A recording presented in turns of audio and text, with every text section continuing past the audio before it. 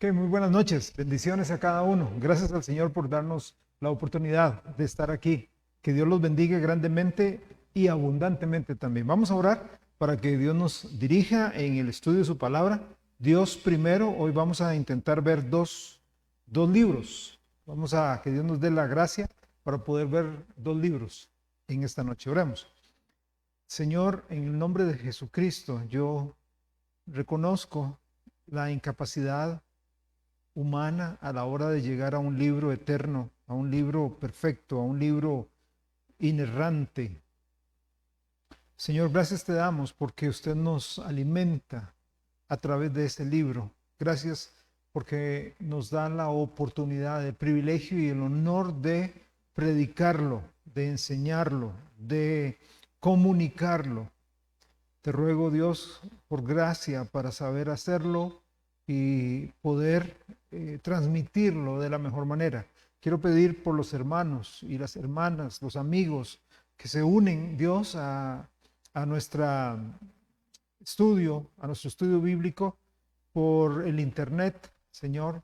Yo pido bendición por ellos, yo pido tu mano poderosa en sus vidas, que los sostengas, les cuides, les guíes, les ayudes. Algunos que están enfermos, que les sanes según tu plan y tu propósito. Dirígenos, Dios, en cada cosa.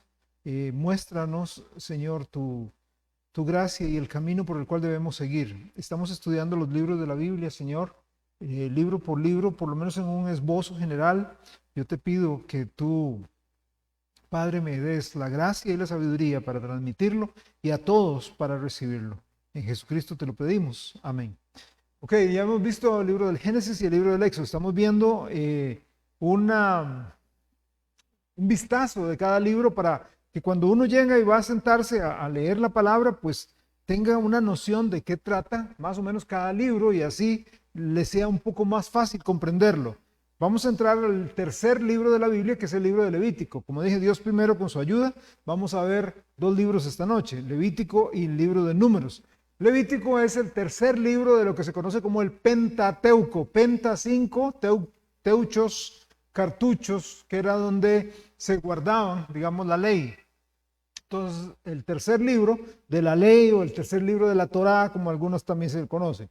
Y juega un papel muy importante en la vida espiritual de Israel. Ahora, recordemos lo que dijo Pablo allá en Romanos, de que estas cosas, hablando del Antiguo Testamento, les acontecieron a ellos como ejemplo para nosotros, para que nosotros seamos edificados.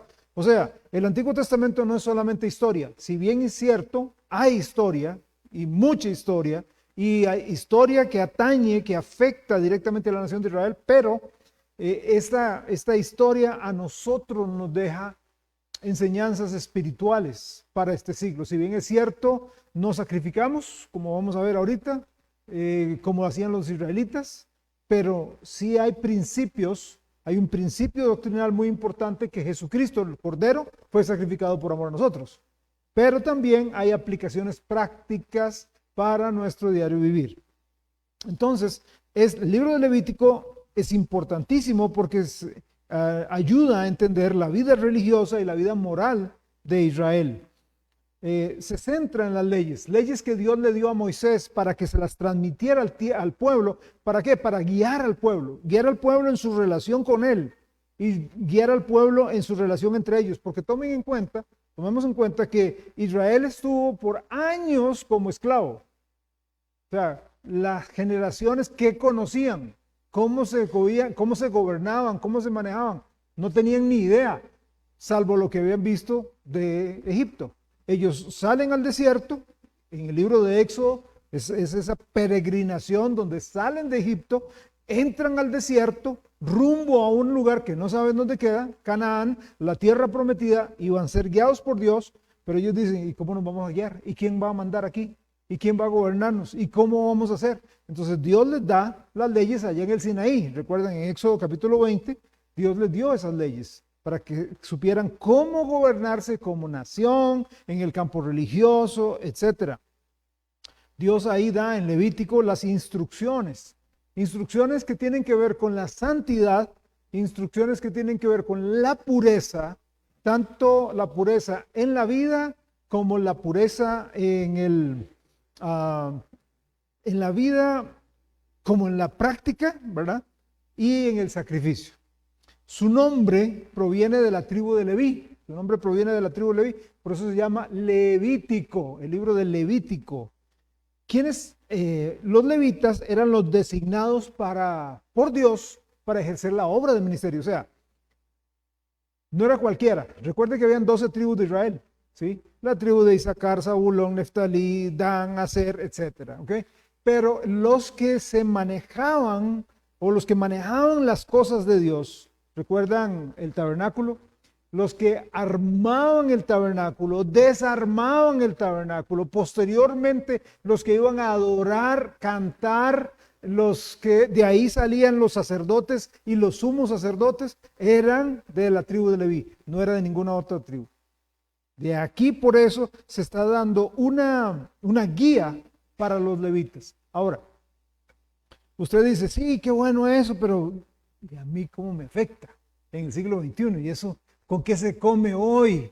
Recuerde que este libro está dedicado a los levitas y con un énfasis en los sacerdotes. Bueno, recuerde que Pedro y Apocalipsis dice que nosotros en Cristo somos ¿qué?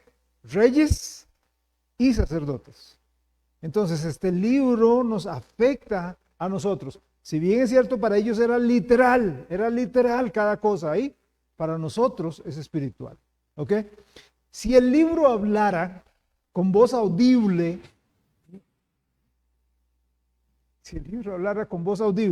nos diría algo más o menos así. Nos diría algo más o menos así. Vuelvan a una buena relación con Dios. Vuelvan a una buena relación con Dios por medio de los sacrificios. Eso es lo que estaba diciéndole a ellos. Había 5 sacrificios principales. Y vamos a ver un poquito más adelante cada uno de ellos. El holocausto, la oblación, o sea, la ofrenda sin sangre, la ofrenda de flor de harina, el sacrificio de paz, la expiación por el pecado y la ofrenda de la restitución, pecado por yerro. Voy a repetirlos. Holocausto, y ahorita entramos en detalles. Holocausto, la oblación, o sea, la ofrenda sin sangre. No hay sangre ahí, es flor de harina, es trigo majado hasta llegar a ser puro polvo, ¿ok? El sacrificio de paz, la expiación por el pecado y la ofrenda de la restitución, o sea, por pecado por yerro. Pero también el libro diría algo más. El libro nos diría, retengan una buena relación con Dios por medio de la observancia de las fiestas. Ellos tenían 7 fiestas principales, había un montón más, pero tenía 7 principales. ¿Cuáles? La Pascua, los panes sin levadura, las primicias, las semanas, las trompetas, la fiesta de la expiación o el día de la expiación y la fiesta de los tabernáculos. Todas esas cosas, los sacrificios y las fiestas enfocan a Cristo, apuntan a Cristo. De ahí la belleza de este libro, de ahí la belleza de la palabra de Dios. Claro, se requiere su rato para sentarse ahí y la iluminación del Espíritu, pero cada cosa que está ahí nos enfoca a Cristo, nos hablan de Cristo. En Génesis, ¿cómo termina el hombre? ¿Cómo termina el hombre en Génesis? Empieza muy bien. Ahí Génesis 1 y 2 está, ¿cómo? Con muerte, ¿verdad? Termina en un ataúd. Empieza en el jardín del Edén, todo bueno, un buen clima, no llovía, no es como esta humedad que tenemos ahora, o estos calores, o esos fríos, ¿verdad? Los polos y todo. No, era un clima ideal, no llovía, el agua salía de abajo, o sea, como un vapor, dice la Biblia, igual como en las mañanas uno a veces que puede ver en algunos lugares que vienen las nubes y se descienden y mojan el terreno. Bueno, clima ideal, pareja ideal, comida ideal, lugar paradisiaco, se llamaba el paraíso. Era precioso, todo bien. Pero a partir del capítulo 3 de Génesis, todo se daña, absolutamente todo, por el pecado del hombre. Entonces, cuando escuchemos siempre las quejas de algunas personas de que si existe Dios, ¿por qué hay hambre? Es que Dios no tiene la culpa. ¿De quién es? De nosotros. Dios le dio al hombre, ¿verdad? Mire, tome, aquí están las llaves del universo, no solamente del planeta Tierra, del universo. Tome, manéjelo. Yo quiero que usted lo maneje. Eso fue lo que Dios le dijo. Yo quiero que usted sojuzgue, gobierne mi creación. Tome. ¿Y qué hizo el hombre? Tome Satanás. Entonces, el fracaso que vemos hoy a nivel mundial, con terremotos, hambre, pestes, niños muriendo, guerras y toda la problemática mundial, no es culpa de Dios. Dios confió en el ser humano y el ser humano falló. Entonces, lo que estamos viendo es el resultado de la falla del ser humano. Bueno, pero Dios puede meterse. Sí, y se va a meter. Y se va a meter. Pero por el momento quiere mostrarle al hombre. Porque el hombre, sea como fuere, nosotros a como somos, si Dios se metiera ya tajantemente y dijera, voy a arreglar esta cuestión ya, entonces decimos, es que no nos diste tiempo para arreglarlo. Bueno, imagínense todas estas edades que hemos tenido y no lo hemos podido arreglar. Y a pesar de que el ser humano dice que va bien, vamos de mal en peor. Cada vez vamos de mal en peor. Génesis, entonces vemos al ser humano arruinado. En Éxodo vemos al ser humano redimido. Recuerdan, por el Cordero de la Pascua. Y ellos salen de la esclavitud, salen libres ahora, ¿ok? Entonces, arruinado, redimido, y ahora en Levítico vemos al ser humano adorando, al ser humano como un adorador, ¿ok? Algunos versículos más. Vamos a Levítico capítulo 11. Levítico capítulo 11, versículos 44 y 45. Unos versículos, digámoslo así, son como el lema, son como el centro del libro de Levítico. Levítico 11, versículos 45 y 46.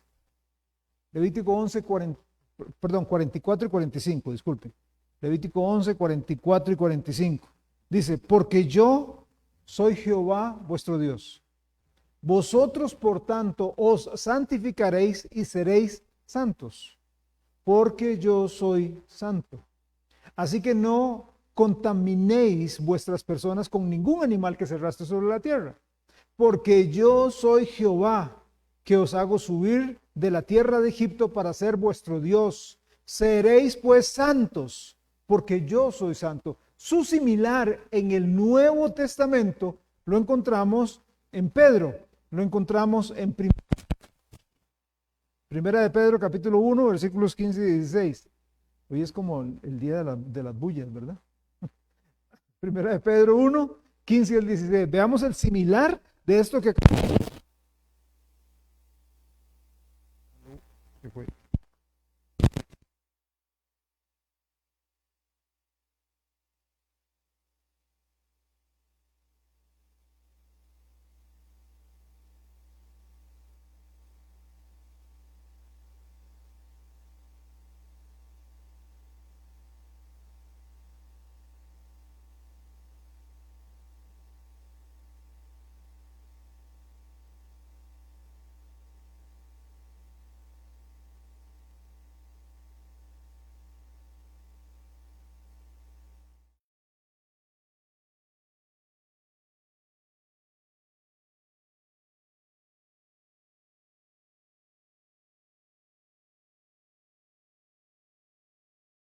Bueno, Levítico nos habla de ser santos como Él es santo, pero aquí su similar en Primera de Pedro capítulo 1, Primera de Pedro capítulo 1, versículos 15 y 16, vea lo que dice. Primera de Pedro 1, 15 y 16. Sino como aquel que os llamó es santo, sed también vosotros santos en vuestra manera de vivir, porque escrito está, sed santos, porque yo soy santo. ¿Dónde es que estaba escrito? En Levítico. Entonces, Israel había llegado al monte Sinaí. De hecho, yo prediqué hace bastantes años el libro de Levítico, duré como año y medio predicándolo. Se lleva su rato, pero si usted saca cuentas, usted verá que el libro de Levítico, digamos en cuanto a tiempo, se lleva un mes. Un mes de tiempo. Uno dice, y se llevó un montón de años. No, un mes fue lo que se llevó. Israel llega a Sinaí, llega al monte Sinaí, y ahorita vamos a ver parte de la historia, y ahí se quedan en Sinaí. Ahí es donde se desarrolla este libro de Levítico, ¿ok? Cuando Israel llega a Sinaí, o sea, recuerden, sale de Israel, quiero detenerme ahí para explicar. Israel sale de Egipto, pasan el Mar Rojo, pasan el desierto, llegan al Sinaí. Dios le dice a Moisés, suban, y empieza a subir el pueblo con unos ancianos junto con Josué. Pero cuando ven los relámpagos y la tierra y todo temblando, dicen, suba usted, suba usted. Entonces suben los dos, Josué y Moisés. Hasta cierto punto llega Josué y ahí lo deja, porque el que estuvo a solas con Dios fue Moisés, y él estuvo ahí por 40 días. Estando ahí, el Señor le dio las tablas de la ley, los 10 mandamientos, la ley moral de Dios. Pero no solamente eso, le dio la ley civil y la ley religiosa para gobernar a Israel, o sea, la ley ceremonial. Además de eso, Dios le dio los planos para construir el tabernáculo. No fue que Moisés se lo sacó ahí de la manga, se lo sacó de su mente. No, Dios le dijo exactamente cómo quería que se hiciera el tabernáculo. ¿Qué era el tabernáculo? El tabernáculo era el lugar donde Dios se encontraría con ellos. Era una tienda de campaña. Eso era. Una tienda de campaña grande que estaba dividida en 3 secciones. La primera sección, que se llamaba el atrio, donde ahí la gente entraba, llevaba su sacrificio, y luego una pequeña tienda dentro de las cortinas que tenía un lugar primero que se llamaba el lugar santo, donde solamente los sacerdotes podían entrar. Acá en el atrio, todo el mundo. En este lugar santo, los sacerdotes. Y había una gran cortina y adentro estaba el lugar santísimo, donde una vez al año entraba el sumo sacerdote. Una vez al año, no cuando quería, una sola vez al año. En ese lugar estaba el arca del pacto, el propiciatorio. Usted dice, ¿cuál es esa? La que andaba buscando Indiana Jones. El arca del pacto, la que tiene esas 2 querubines ahí, ¿verdad? Puro oro hecho, etc. Ok, recordemos que ese tabernáculo era una tienda portátil. Era una tienda, todos los muebles, el lavacro, o sea, la fuente de bronce, el lugar donde se prendía fuego a todos los sacrificios, la mesa de los panes, todos los muebles habían sido hechos por, digamos, los planos habían sido hechos por Dios. Cada mueble tenía argollas. Nadie podía llegar y tocar esos muebles. Una vez que habían sido hechos y consagrados, nadie podía llegar y levantémoslo. No, nadie. Lo que tenían eran argollas y tenían unas varas. Entonces, ok, tiempo de levantar el tabernáculo, tiempo de levantar el campamento, vámonos, vamos a empezar a caminar. Ya la columna de fuego, la columna de nube está moviéndose. Entonces, ¿cómo hacemos? Nadie podía desarmarlo, solo los levitas. Nadie más. Entonces los levitas empezaban a quitar las cortinas, quitar los ganchos, doblarlas, guardarlas. Y luego cuando estaban los muebles, los tapaban y metían las varas y los llevaban sobre hombros, sobre sus hombros, sobre los hombros de los levitas. Ahí nadie más podía tocarlo. Llegaban a otro lugar y ahí Dios decía, se van a quedar un tiempo. Volvían a poner todo y armaban todo ese centro de adoración para ahí. Ahora, ustedes recordarán, si han leído el libro del Éxodo, que Moisés duró ahí en el Sinaí, en la cumbre del Sinaí, 40 días. 40 días. Aarón, el hermano de Moisés, era el sacerdote, era el encargado de los sacrificios, era de hecho el primer sacerdote, el que Dios dijo, este va a ser el primero. ¿Ok? Ahora, la gente se empezó a rebelar. Se empezó a decir, pues este Moisés, ¿qué? ¿Cuándo viene? Con suerte este se murió. Entonces, Aarón, hagamos una cosa, háganos un Dios. Recuerden que ellos venían de una costumbre de dioses falsos.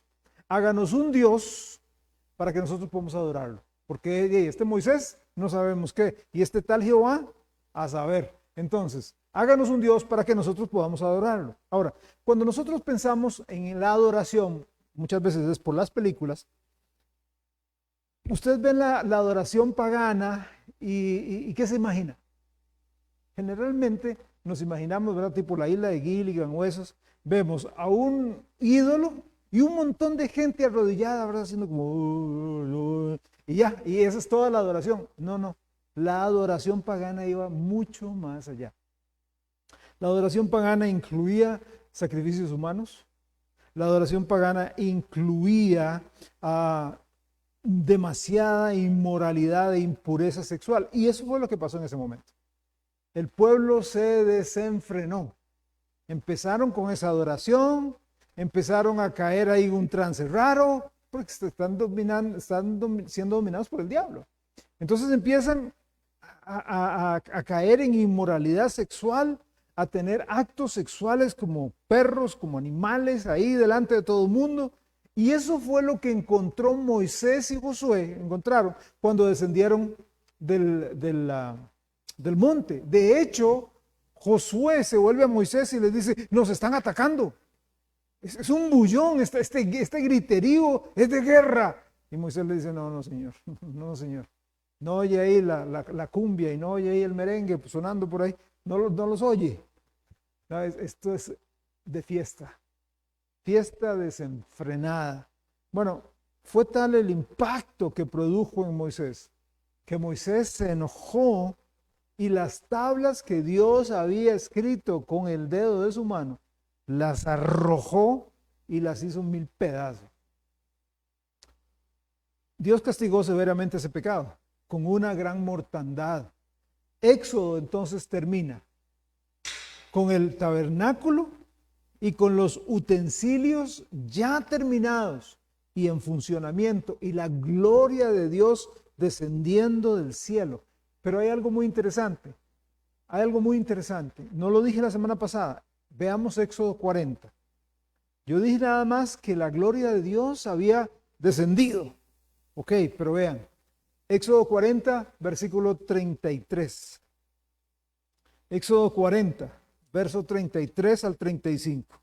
Dice así, finalmente erigió el atrio alrededor del tabernáculo y del altar y puso la cortina a la entrada del atrio. Así acabó Moisés la obra. Entonces una nube cubrió el tabernáculo de reunión y la gloria de Jehová llenó el tabernáculo. Vea lo que sigue. Y no podía Moisés entrar en el tabernáculo de reunión, porque la nube estaba sobre él y la gloria de Jehová lo llenaba. La gloria de Dios impidió por el pecado del hombre que éste pudiera tener acceso. El hombre no podía tener acceso a la presencia de Dios. Ahí está el tabernáculo, ahí está la gloria de Dios, pero no podía. Por eso es el libro de Levítico. Por eso sigue el libro de Levítico. La gloria del Dios Santo había descendido a la tierra. Desde la caída, su gloria no estaba entre los hombres, pero ahora ya estaba. Sin embargo, por el pecado del pueblo, Moisés no pudo entrar. Entonces, viene una pregunta. ¿Cómo un pueblo que no es santo se puede acercar a un Dios que es totalmente santo? ¿Cómo podemos llegar a tener? Hoy lo vemos tan natural. Padre nuestro que estás en el cielo. Ya me dirijo a Dios. No. Por eso entendamos también cuando Jesucristo estaba y Jesús decía, es que mi Padre es Dios. La gente decía, está loco. Usted tiene un demonio. ¿Cómo se atreve a decirle a Dios Padre? No se puede. Nadie puede. Es que Él es 3 veces santo, perfecto.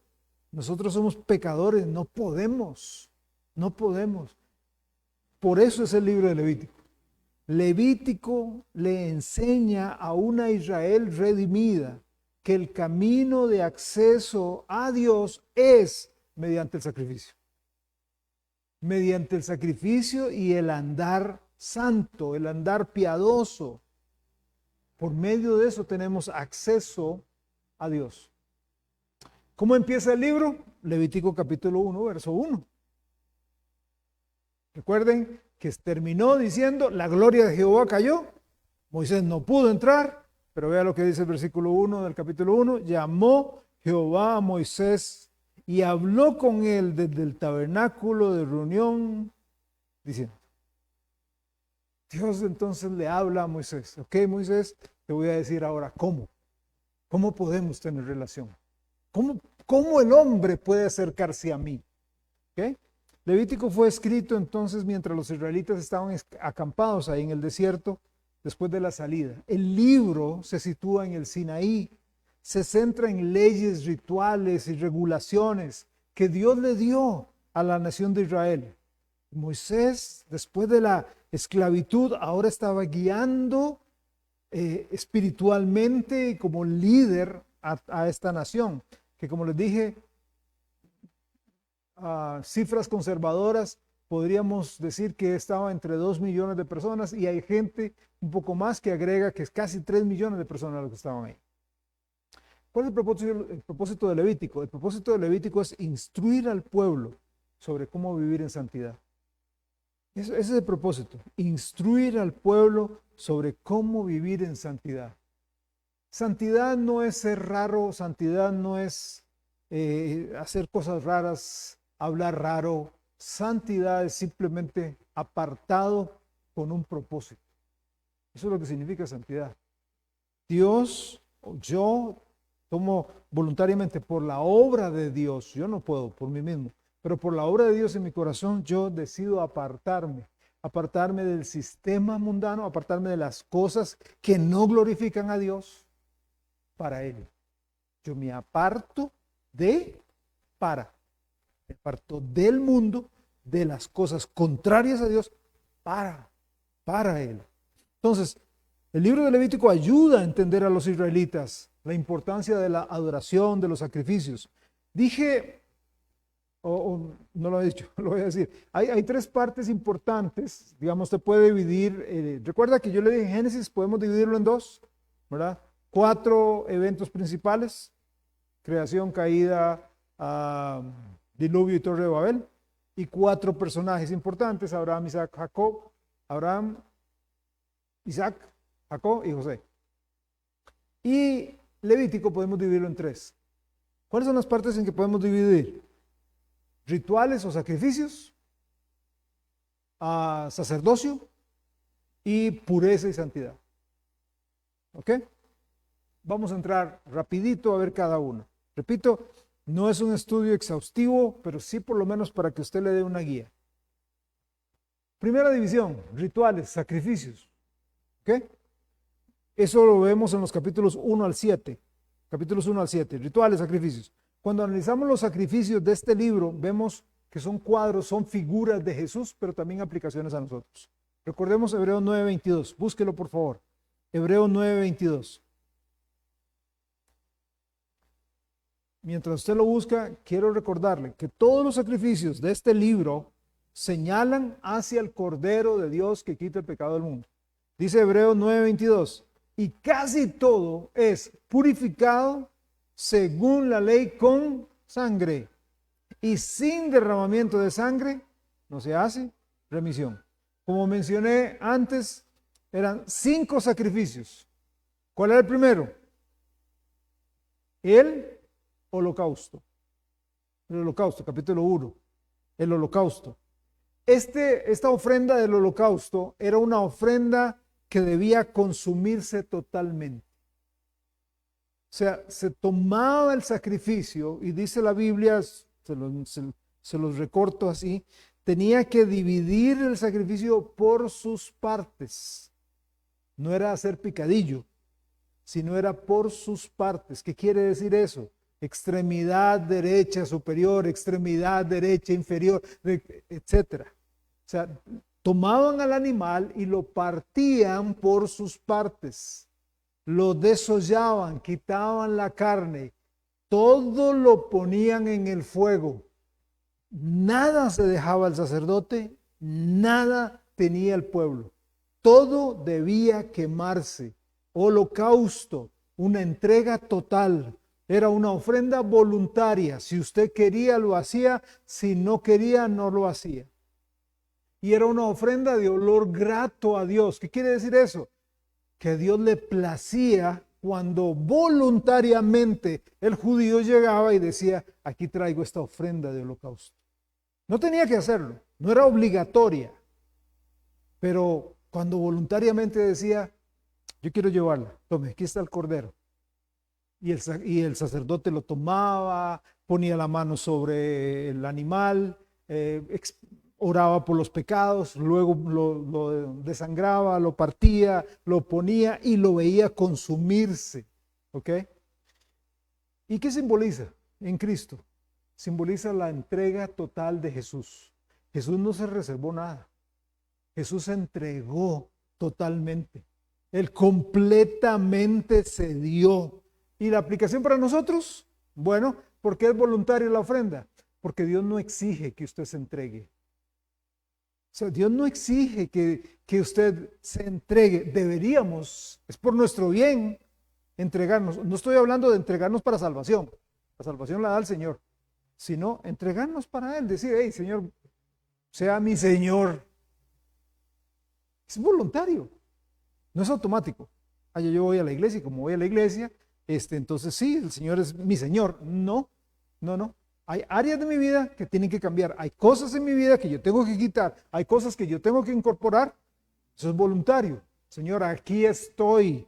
Ayúdame. No me quiero reservar nada. Soy tuyo. Pablo muy probablemente tenía en mente eso cuando escribió Romanos 12:1. ¿Recuerdan? Así que hermanos, os ruego. No, os exijo. No, es que la ofrenda no era obligatoria, era voluntaria. Os ruego por la misericordia de Dios que presentéis vuestros cuerpos en sacrificio, en holocausto, vivo, santo, agradable a Dios, que es vuestro culto en los santos. Ahí está la ofrenda del holocausto. La segunda ofrenda era la oblación, o sea, la ofrenda sin sangre. Eso me habla el capítulo 2 de Levítico. La ofrenda sin sangre era de harina de trigo pura, lo que implicaba que esa harina tenía que ser machacada y machacada al extremo.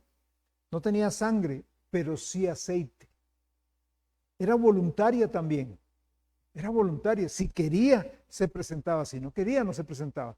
Y era una ofrenda de olor grato. Era de olor grato. ¿Qué simboliza en la vida de Cristo? Su vida perfecta. La vida perfecta, la vida pura, la vida inmaculada de Jesús, que fue molida. ¿Recuerda lo que dice Isaías 53? Él fue molido por nuestros pecados. Igual como la plantita o la semilla de trigo era majada hasta el punto de hacerla una harina pura. Representa, simboliza la vida perfecta de Cristo. Y para usted y para mí, ¿cuál es la aplicación? Se nos desafía, se nos invita a tener una vida limpia delante de Dios y delante de los hombres. Otra vez no es obligatoria. No es obligatoria, pero sí vamos a cosechar lo que sembramos. Y sí, tarde o temprano vamos a recoger lo que la Biblia llama nuestras coronas, galardones, estandartes, nuestro premio en el tribunal de Cristo. Si yo viví como Dios me dio la gana aquí en la tierra, ok, yo voy a cegar. Pero si yo viví honrando y glorificando a Dios, voy a ser de olor grato a Dios y tendré mi recompensa. La tercera ofrenda es la ofrenda de paz, capítulo 3, ofrenda de paz. Ahora, en esta ofrenda de paz, recuerda el holocausto, todo se consumía. En esta ofrenda de paz, cuando se ponía antes de poner la ofrenda, parte le tocaba al sacerdote y parte le tocaba a Dios.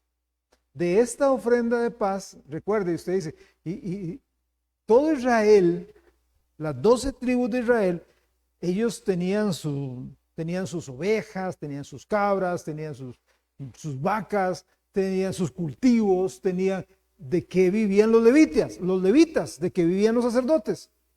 Israel tenían unos diezmos para sostener económicamente a todos los sacerdotes. Entonces, por ejemplo, en este caso, traían esta ofrenda de paz, Entonces una parte se ponía en fuego y otra parte se la dejaba al sacerdote para comer o para repartirla entre las familias de los sacerdotes que estaban ahí. Porque la mayoría de los sacerdotes, bueno, todos los sacerdotes tenían que ser casados.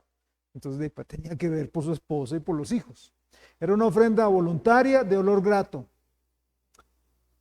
Esta era un sacrificio para expresar gratitud y para restaurar relaciones.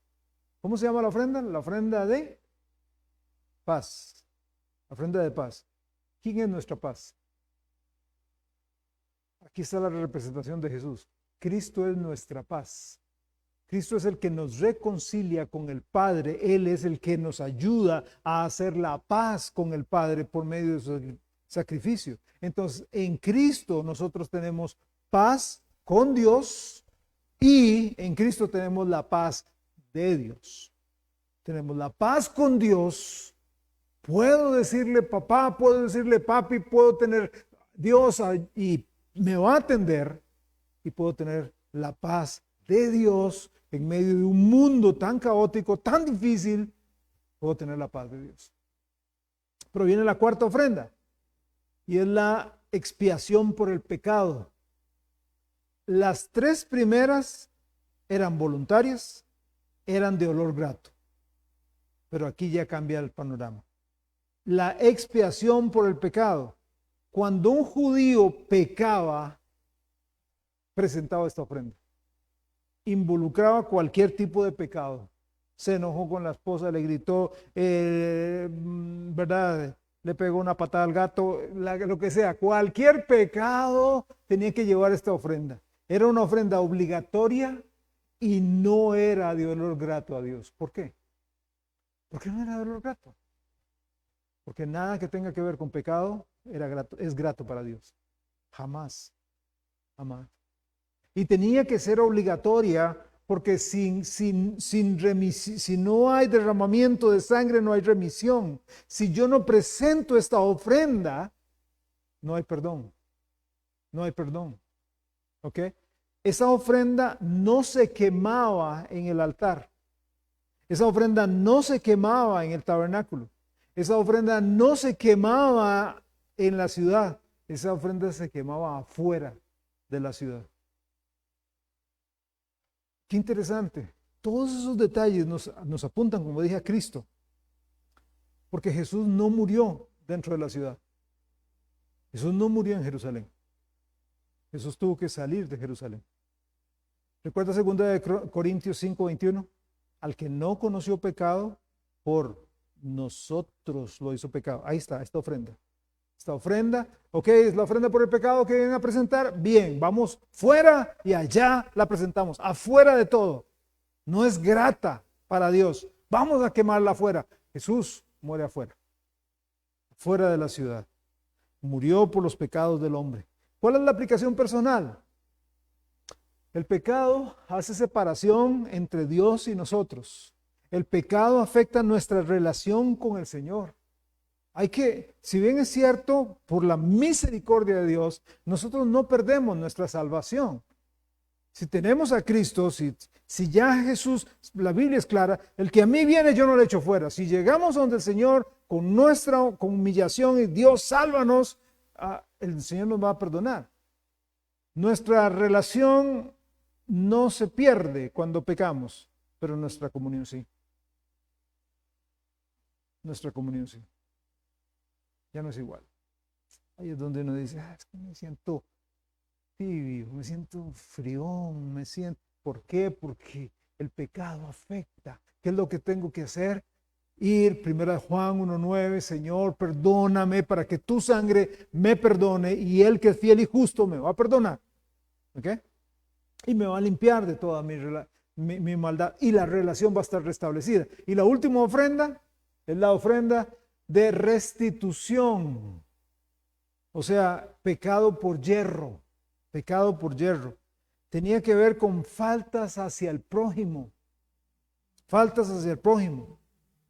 la anterior, todos los pecados, cualquiera que fuera, pero en estas específicamente faltas hacia el prójimo, las cuales también ofenden a Dios, porque a veces pensamos, no, fue hacia Dios, el pecado fue hacia el Señor. Y blasfemé, etcétera, ¿verdad? Tomé el nombre de Dios en vano. Pero no, también las cosas que le hacemos al prójimo con alevosía, con mala intención, también Dios no la perdona, también afecta a Dios, afecta nuestra relación con Dios. Esta era una ofrenda obligatoria y no de olor no grato a Dios. ¿Cuál es la aplicación personal? Si ofendemos a un hermano, debemos pedir a Dios perdón. Pero la cosa no queda ahí. Debemos hacer restitución. Esto dentro del cristianismo es una palabra que parece que desapareció del léxico. Nos gustan las palabras como santificación, justificación, adopción, redención, pero restitución no nos gusta mucho. Pero debe ser parte de nuestro vocabulario. Si yo ofendí, yo debo pedirle a Dios perdón y debo pedirle perdón al hermano, a la hermana, por la ofensa que propicié. Y recordemos que nuestro prójimo más cercano, ¿quién es? No es exactamente el vecino que está a la par. El prójimo más cercano es el que vive en la casa conmigo. Mi prójimo más cercano, en el caso mío, es mi esposa y mi hija. Ese es el prójimo más cercano. En el caso de los que viven con sus padres, el prójimo más cercano es el papá y la mamá. Y claro, mis compañeros de trabajo, estudio, etc. Entonces, esas ofrendas tenían ese propósito. Ahora, brinquemos a los capítulos 8 al 10. Veamos el sacerdocio. Esos capítulos describen cómo Moisés unge y dedica a Aarón y a sus hijos para el sacerdocio. Establecen un rol. Dios es un Dios de orden y se establece un rol. Hay un sumo sacerdote que era Aarón y cuando él moría tenía que haber un sucesor. No eran 2, 3, 4 sumos sacerdotes. ¿Por qué? Porque el libro de Hebreos nos dice que hay un solo sumo sacerdote. ¿Quién es? Cristo. Él es nuestro sumo sacerdote. Recuerde que todo eso del Antiguo Testamento eran figuras, cuadros, representaciones de lo que Cristo llegó a hacer en su obra perfecta aquí en la tierra. El sacerdote tenía vestiduras especiales, responsabilidades dentro del tabernáculo. Dios había sido muy claro en todo eso. Ahí en el capítulo 10 vemos una historia fea, ahí en Levítico 10, donde 2 hijos de Aarón mueren. 2 hijos de Aarón mueren. Porque Dios había dicho, no pongan fuego extraño en el altar. No pongan fuego extraño. Había una manera de hacer las cosas. Pero ellos tenían otra idea. Entonces cogieron fuego de otro lado, lo pusieron y en el momento en que lo pusieron en el altar, fuego salió y los 2 murieron quemados. Y uno dice, qué barbaridad, pero estaban sirviendo a Dios. Cuidado. Es que no se sirve a Dios a mi manera ni a mis creencias. Se sirve a Dios a la manera en cómo Dios establece aquí en la Biblia. La escritura es clara. Tenemos que tener cuidado. Hagamos las cosas no como a mí se me ocurre o no como el escritor de tal libro dice que se debe hacer, sino como Dios dice aquí en la Biblia. Por eso es que necesitamos conocer cómo es que la iglesia debe ser manejada y cómo es que los ministerios deben ser manejados y cómo es que debemos vivir nuestra vida, porque de lo contrario, Dios toma muy en serio. El que se sirva a Él, Dios lo toma muy en serio. De hecho, hay un versículo que yo aprendí hace muchísimos años. De hecho, como a la semana de convertido, cuando estaba recibiendo un curso de maestros para enseñar niños. Y es un versículo fuertísimo. Maldito el que haga indolentemente la obra de Jehová. Y eso me dice, ¿qué? Maldito el que haga indolentemente. Pues, despectivamente, perezosamente, la obra de Dios. Qué serio. En los capítulos 11 al 15 de Levítico vemos pureza y santidad. Ahí vemos, capítulo 11 nos habla de animales puros, animales impuros que el judío podía comer. Hay gente que circunscribe eso solamente como a la dieta, ¿verdad? Como a la dieta, no coma camarones, no coma cerdo, no coma langosta, ¿verdad? Esos son los animales que unos de los varios animales que el judío le tenía prohibido, ¿ok? No está diciendo que nosotros en esta época no tenemos que comer eso. No está diciendo eso. ¿Qué es lo que no está diciendo? Que salvada, Roberto. Salva, imagínense unas chuleticas ahí, unos camaroncitos empanizados. Bueno, ok, no nos está diciendo eso. No, no. Lo que nos está diciendo es que hay cosas en esta vida que yo no tengo que comer. Y no me estoy refiriendo a comida, a alimento. Yo como por medio de mis ojos. Yo como por medio de mis oídos. Y hay cosas que no debo. Como sacerdote del Señor, y todos somos sacerdotes, no solamente yo, todos somos sacerdotes, hay cosas que no debemos comer. También habla ahí acerca de los hilos, usted dice, ¿cómo? Los hilos, o sea, si iba a usar una prenda, tenía que usar un hilo, no podía usar mezcla de hilos, y usted dice, sí, para ellos era literal, pero para nosotros, hermanos, un ejemplo claro, cuando estudiamos el libro de Marcos más adelante, el Evangelio de Marcos más adelante, vamos a ver algo interesante. Varios de los demonios, cuando llegaban a donde Jesús, de una vez lo reconocían. ¿Verdad? ¿Y qué decían? Tú eres el Cristo. Aquí has venido, Hijo de Dios. ¿Y qué hacía Jesús? Hombre, gracias. No, les decía, cállese. ¿Por qué? ¿Recuerdan a Pablo? Pablo venía y había una chica con un espíritu ahí, pitonizo ahí, y venía diciendo, estos son, Pablo y Bernabé, creo. Sí, Pablo y Bernabé. Estos son hijos del Dios Altísimo, no sé qué. Y Pablo se volvió y le dijo, cállese. ¿Por qué? Si le estaba haciendo propaganda gratis. Ahí perifoneo sin pagar. ¿Por qué? Porque no puede haber mezcla. El evangelio debe ser puro. La Biblia debe ser pura. O sea, si es de Dios, tiene que salir de Dios. Pero algo que viene, algo que viene del mundo, algo que viene, y hoy lo vemos montones. Hoy lo vemos montones. Un montón de cosas que vienen sucias del mundo. ¿Sabe dónde lo veo yo? ¿Dónde lo escucho yo? Muchas veces en los locutores de radio. Dicen cualquier montón de cochinadas, de doble sentido, vulgaridades y todo. Y que el Señor les bendiga y que tengan un lindo día. Que Dios los acompañe. De la misma fuente saliendo agua dulce y agua contaminada. O sea, cállese mejor. No diga nada. No. Lávese la boca para hablar de Dios. ¿Verdad? A eso se refiere. Y luego habla de un montón de cosas más. Habla de la lepra.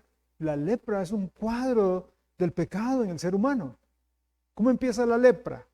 No es que hoy me acosté y mañana amanezco todo infectado. No. Empieza con una mancha, una manchita.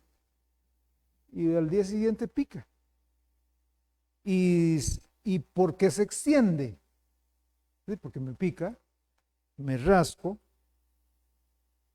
y de repente me rasco, y me la pasé, y me rasco, y me la pasé, y van extendiéndose, van supurando, sangrando, y mientras tanto se van comiendo los troncos nerviosos. Se va comiendo, pasa a la epidermis y empieza a comer los troncos nerviosos y el leproso no siente. Llega a perder sensibilidad. ¿Verdad? Le pica, se rasca desesperadamente. Recuerda Job, las uñas no eran suficientes para la picazón que sentía. Tenía que agarrar un pedazo de maceta, un tiesto, y rascarse. ¿Y qué le pasa a usted cuando se rasca así? Se rompe. Sangra, supura, se rompe, huele horrible, desagradable. Y no es todo. Usted empieza a podrirse en vida y empiezan a caérsele partes del cuerpo. Por eso a los leprosos los vendaban. Por eso Isaías dice que nuestras obras son como trapo de inmundicia, o sea, el trapo de un leproso. Porque entonces, para que no se viera que se me cayó la nariz y que se me está cayendo las orejas y ya no tengo cejas y no tengo pestañas y no tengo partes del cuerpo que se me están cayendo, entonces me ponía como una momia, me envolvía y tenía que apartarme del pueblo. ¿Cómo entra el pecado a la vida? No entra así como ¡pum!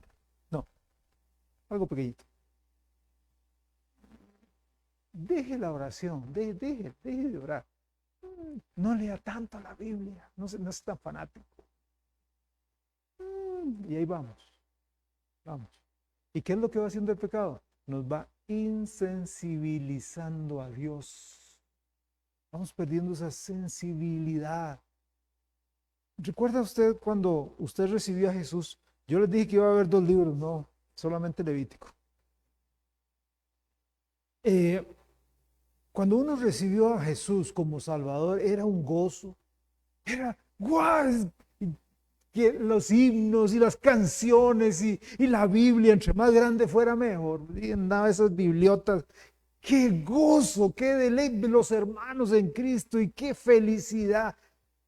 Pero de repente permitimos la lepra y fue enfriando. Ya no es el mismo gozo, ya no es el mismo gozo.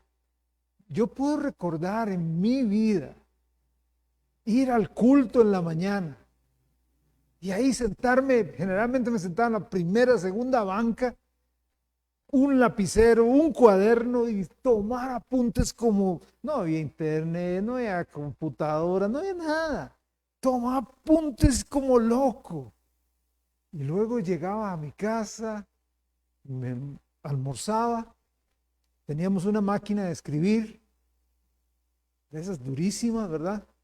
Y me ponía a pasar el mensaje del cuaderno ahí. Eso para el culto de la mañana. Y luego iba al culto de la noche. Y hacía exactamente lo mismo. Y luego llegaba a mi casa y empezaba a leer toda la Biblia. Y eran horas leyendo la Biblia. Al punto que yo decía, pues son las 1 de la mañana, pero tengo hambre. Yo quiero leer la Biblia. Y hay momentos ahora que yo llego y digo, ay, qué tirada, hay que leer la Biblia. Ay, qué sueño, Señor. Usted entiende, ¿verdad? No entiende. No entiende. Antes, cuando tenía uno el primer amor, las almas perdidas, ya yo veía los partidos de fútbol, ya los veía muy diferentes. Ya yo me sentaba a ver los partidos y ya no era, no, me sentaba y cuando enfocaban la gradería yo decía, Dios mío, ¿qué pasa si esa gradería se cae? Y toda esa gente se muere. ¿A dónde se van? Ojalá que tengan a Cristo para que se vayan al cielo, pero para ser muy honestos, muchos no los tienen. Deseaba hacer cualquier cosa para Dios. Bueno, empieza pequeñito en mi vida, en la vida de cualquiera, y va cauterizando, insensibilizando. Antes uno cometía un pecado y sentía que se le abría la tierra y se lo tragaba y Dios, por favor, perdóname. Ahora cometemos un pecado y en la noche lo confieso. Qué increíble, ¿no? Qué increíble cómo el diablo va trabajando. ¿Qué hacía la persona?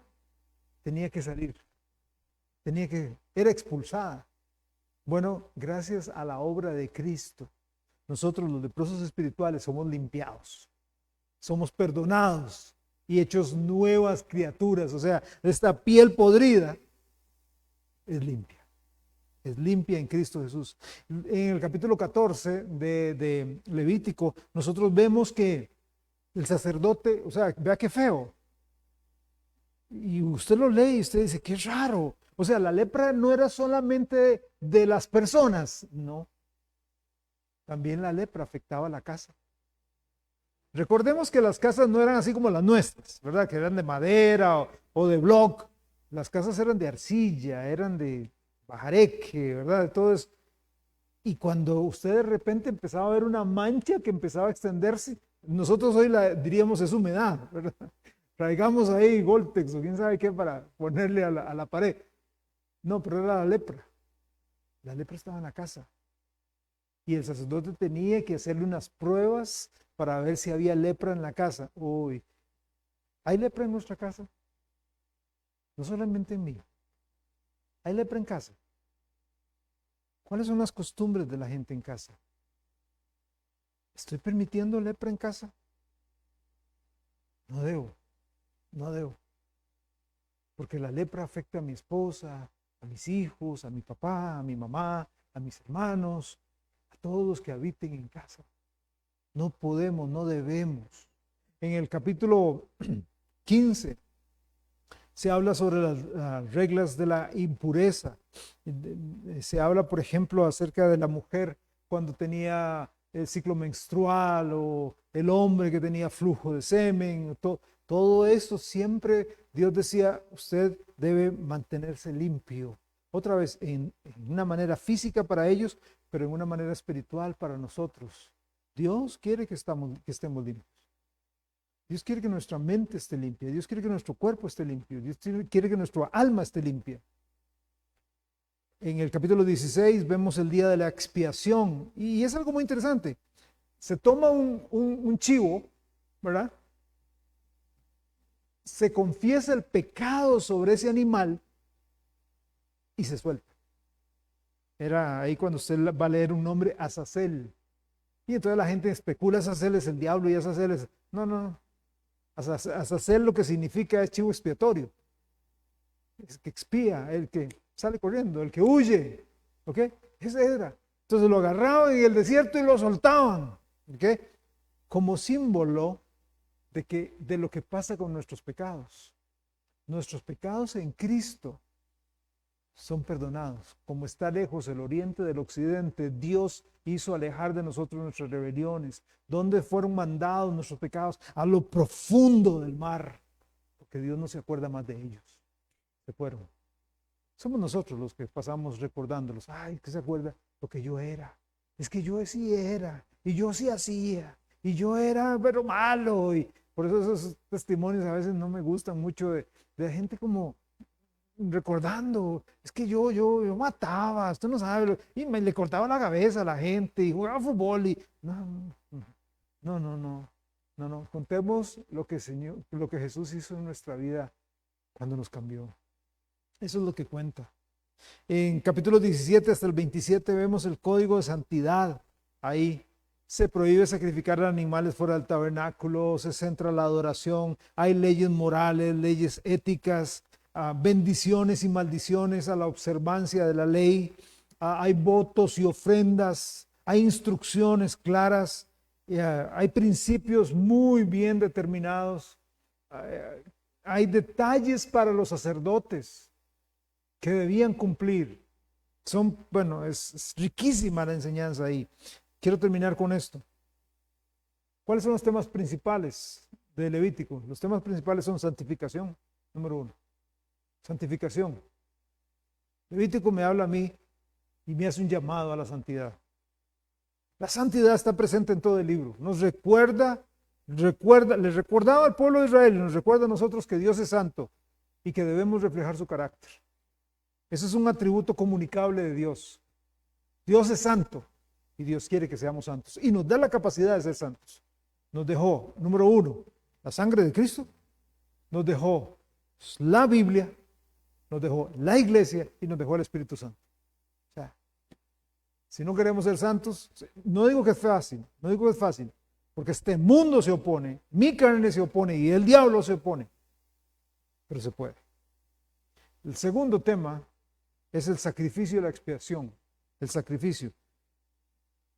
Nosotros no tenemos que llevar animales hoy, no traemos animales aquí al templo para sacrificarlos. No traemos animales. ¿Por qué? Porque el sacrificio perfecto ya fue sacrificado. Cristo Jesús murió en la cruz por nosotros, ya. No tenemos que presentar más sacrificios. La clave fue Jesús, es Jesús. Y la tercer tema importante acá en el Levítico es la comunicación y la relación con Dios. Las leyes, los rituales, las fiestas estaban hablando de la comunicación de Dios con el hombre y de la relación que podemos tener a través de la observancia. Nosotros no tenemos que estar observando el sábado y un montón de cosas más, pero sin embargo no nos exime de no conocer este libro para observarlo. Escudriñad las escrituras, dijo el Señor en Juan 5:39. Escudriñe las escrituras. Si bien es cierto, el Señor le estaba hablando de un tema específico, pero nosotros tenemos que llegar a ser como Esdras, gente que se mete en la palabra de Dios para saber lo que Dios quiere para vivir mi vida. Y recuerden una cosa, y con esto termino. El libro de Levítico es fundamental para entender la vida religiosa del pueblo de Israel y su relación con Dios. Nosotros tenemos 66 libros que nos enseñan sobre cómo mantener una buena relación con Dios. No tenemos excusa. El Señor Jesús, hablando de Corazín, de Betsaida, decía tiempo A que se hubieran arrepentido. Pero si en estos lugares se hubieran hecho los milagros que se hicieron nosotros tenemos 66 libros. Esa gente, esos israelitas, solamente tenían esbozos. Nosotros los tenemos todos compilados aquí, o los tenemos en la computadora o en la tablet. No tenemos excusa. Dios quiere que seamos santos. Vamos a orar para pedirle a Dios eso, que nos ayude a ser santos. Padre, usted ahí en Levítico y también en Pedro dice que nosotros seamos santos porque usted es santo. Usted quiere que seamos santos. Usted desea que seamos santos. Eso es reflejar su carácter. Es como un papá. Un papá quiere que sus hijos, un papá o una mamá quiere que sus hijos se parezcan. Que la gente diga, ay, ¿cómo se parece al papá? ¿Cómo se parece a la mamá? Tiene los ojos de él. Tiene. Yo sé que usted, Señor, quiere que nosotros te reflejemos este carácter tuyo al mundo en el cual nos desenvolvemos, a los lugares de trabajo donde estamos, los lugares de estudio, la comunidad donde vivimos. Tú quieres que, Señor, reflejemos ese carácter de santidad. Ayúdanos a quitarnos de la mente de que esto de santidad no se puede vivir, que no se puede hacer, porque sí se puede hacer, porque usted no nos pediría algo que sea imposible de hacer. O sea, usted no va a estar riéndose y burlándose en el cielo diciendo, les pedí algo y no pueden. No, si usted lo pidió es porque se puede. En Cristo se puede. El punto es, si estamos si estamos caminando si vivimos cerca de. Padre, gracias te damos por este libro y la enseñanza que nos has dado. En Cristo Jesús. Amén. Que el Señor los bendiga grandemente. Allá afuera, allá atrás, afuera no, atrás hay cafecito, hay fresco, hay algo.